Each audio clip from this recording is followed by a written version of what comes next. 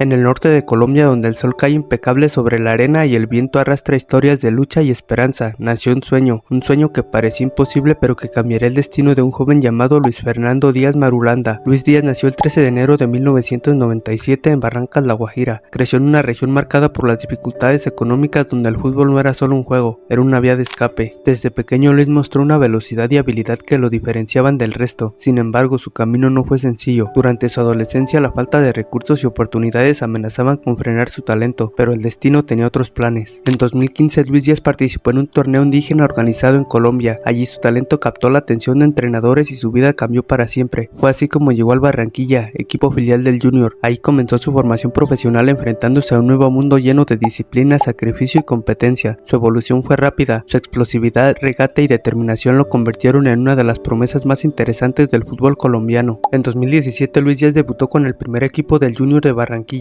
y no tardó en dejar huella. Con cada partido su nombre comenzó a resonar con más fuerza. Títulos, goles y actuaciones destacadas lo consolidaron como una figura clave del equipo. La afición lo adoraba, Colombia empezaba a mirar hacia él. El talento no pasa desapercibido y Europa estaba observando. En 2019 Luis Díaz dio el gran salto, fichó por el Porto, uno de los clubes más importantes de Portugal. Era el inicio de una nueva etapa, un desafío mayor, un sueño cumplido. Adaptarse al fútbol europeo no es tarea sencilla, pero Luis Díaz no tardó en destacar. Su estilo atrevido, su velocidad y su capacidad para desequilibrar lo convirtieron en una pieza clave del Porto. Cada regate, cada gol era una declaración. Luis Díaz se fue del Porto en 2021. Su salida fue impulsada por deudas importantes que el club tenía, lo que llevó a la venta de Díaz a Liverpool.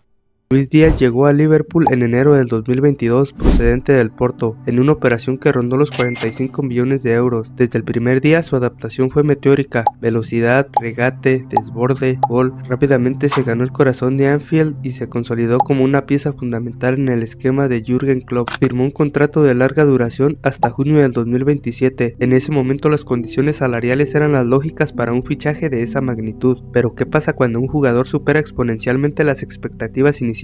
¿Qué sucede cuando se convierte en una estrella global sin que su salario refleje su estatus? Aquí es donde empieza el problema. Fuentes cercanas al jugador y reportes de la prensa especializada comenzaron a señalar que Luis Díaz era uno de los jugadores peor pagados entre los titulares habituales de Liverpool. Algunos lo situaban en el puesto 19 de la plantilla, el 19 para un extremo que era titular indiscutible y que aportaba tanto en ataque y defensa. Esto era una clara desproporción. El jugador y su agente lógicamente buscaron una revisión. Empezaron las conversaciones para una mejora salarial o una renovación que reflejara su valor actual en el mercado. El fútbol moderno se basa en rendimiento pero también en el reconocimiento económico, y ese reconocimiento para Lucho no llegaba.